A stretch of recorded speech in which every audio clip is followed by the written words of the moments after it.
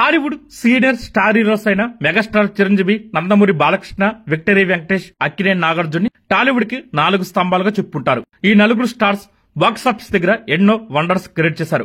ఈ తరం స్టార్స్ తో పోటీ పడుతూ సినిమాలు చేస్తున్నారు. అయితే బాక్సాఫీస్ లెక్కల పరంగా మిగతా ముగ్గురు సీనియర్ స్టార్స్ తో పోలిస్తే అక్కినేని నాగార్జున ఎందుకో వెనకబడిపోయాడని చెప్పాలి. రాజకీయాల కోసం కొన్నేళ్లు సినిమాలకు బ్రేక్ ఇచ్చిన మెగాస్టార్ చిరంజీవి ఖైదీ నెంబర్ 150 సినిమాతో మళ్లీ రీ ఎంట్రీ ఇచ్చారు. రీ ఎంట్రీ తర్వాత మెగాస్టార్ చిరంజీవి నటించిన 6 సినిమాలు విడుదలైతే అందులో 4 సినిమాలు 100 కోట్ల పైగా గ్రాస్ కలెక్ట్ చేయడం మరో విషయం. పైగా అందులో సైరా నరసింహారెడ్డి, వాల్తేరు వేరే సినిమాలు 200 కోట్ల మార్కును కూడా అందుకున్నాయి.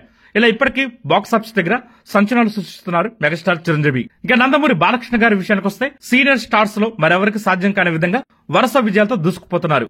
ఆయన నటించిన చివరి 4 సినిమాలు అఖండ, వీరసింహారెడ్డి, భగవత్ కేసరి, డాకుమారా సినిమాలు 100 కోట్ల పైగా గ్రాస్ రాబట్టాయి. రీసెంట్ ఫిలిం అయిన డాకుమారా సినిమా అయితే ఇప్పటికే 160 కోట్ల పైగా గ్రాస్ రాబట్టి 200 కోట్ల మార్కు దిశగా పయనిస్తుంది.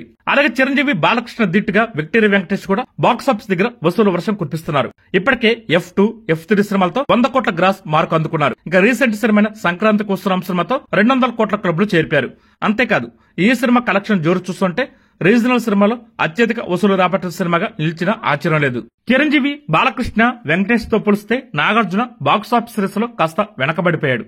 నాగార్జున నటించిన ఊపిరి సినిమా 90 కోట్ల పైగా గ్రాస్, సోగ్గాడే చిన్నాయన సినిమా 80 కోట్ల పైగా గ్రాస్ రాబట్టినప్పటికీ ఆయన రీసెంట్ సినిమాలు భారీ వసూలు రాబట్టలేకపోతున్నాయి. బంగారాజు సినిమా 60 కోట్ల పైగా గ్రాస్ రాబడితే నాసామిరంగ సినిమా 40 కోట్ల లోపే గ్రాస్ కు పరిమితమైంది. పైగా నాగార్జున సోలో హీరోగా సినిమాలు కూడా తగ్గిపోయాయి. ప్రస్తుతం కుబేరా, కూలీ వంటి సినిమాలలో కీలక పాత్ర పోషిస్తున్నారు నాగార్జున. మరి నాగార్జున కూడా త్వరలోనే తాను హీరోగా నటించిన సినిమాతో 100 కోట్ల గ్రాస్ క్లబ్ లో చేరతాడేమో చూడాలి.